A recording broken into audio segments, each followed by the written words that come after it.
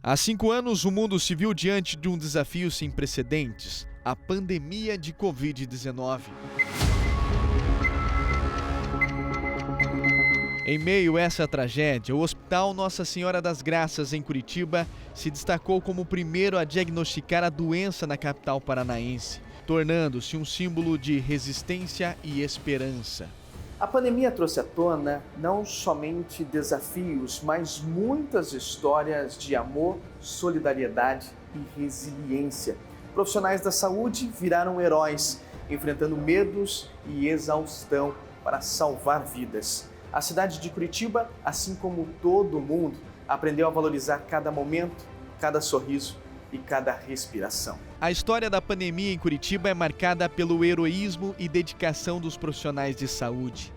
Entre eles, a nutricionista Maria Inês, que realizava os desejos dos pacientes da UTI Covid do hospital. Os desejos vinham assim: quando eu puder me alimentar, quando eu puder voltar a comer, eu quero um bolinho de chocolate, ou eu quero um pudim. Eu acho que o nutrir, ele é mais do que nós imaginamos, né? Então é você devolver memórias afetivas, é você devolver a vida.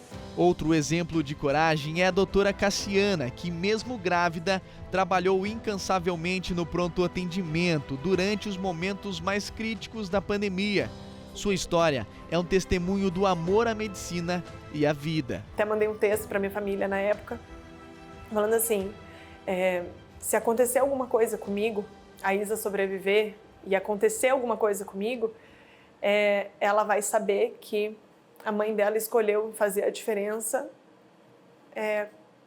para o bem coletivo, né? Quando eu me formei médica, era essa a proposta, era fazer a diferença para quem precisasse. Quando pergunto sobre um paciente que marcou o atendimento durante a pandemia, ela lembra emocionada do João, que enfrentou um caso extremamente agressivo de Covid-19. Ele estava com muito medo, né, de ser entubado, a doença dele estava grave. E eu lembro que eu falei, a gente não tem mais para onde ir, João. A gente precisa te colocar no ventilador.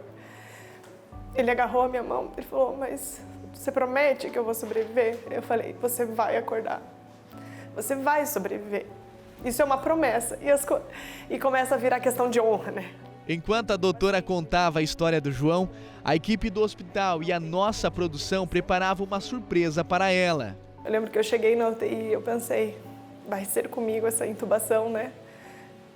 Então, a gente precisava da frieza de fazer o trabalho como médica, mas era impossível não se emocionar com essas ligações, com esses apertos de mão, né?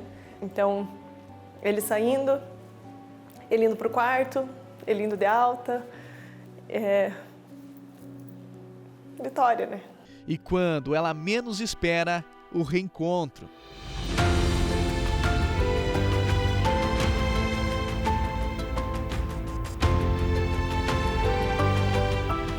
É emocionante, né? Dá até tremor na mão. Não foi fácil, mas você cumpriu o que você me prometeu.